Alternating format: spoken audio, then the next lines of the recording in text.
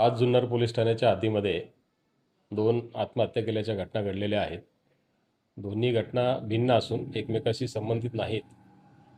पहिली घटना बारो परिसरामध्ये आत्महत्या केलेली आहे. एक 17 वर्षीय अल्पवयीन मुलगा आहे. त्याने आज रात्री आत्महत्या केलेली आहे. त्याच्याविषयी अकस्मात मयत दाखल असून चौकशी सुरू आहे.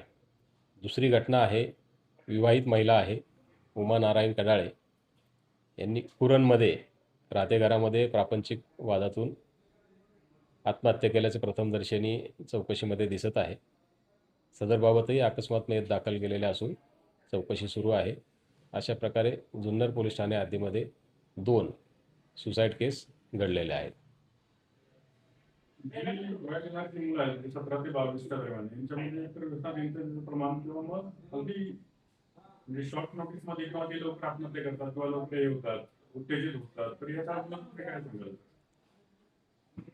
या कोवळ्या वयातील मुलांना शालेय पातळीवर असेल, कौटुंबिक पातळीवर असेल, सामाजिक पातळीवर असेल, आधार देण्याची गरज आहे. त्यांना पॅरेंट्सने किंवा आईवडिलांनी मित्रत्वाच्या नात्याने त्यांच्याशी मनमोकळेपणाने संवाद साधण्याची गरज आहे. कारण तो जर संवाद साधला गेला आणि त्या मनातल्या त्या काही गोष्टी आहेत, तो जर तो मोकळेपणाने बोलू शकला, तर मला वाटतं अशा घटनांना आपण निश्चितपणे आळा घालू शकू.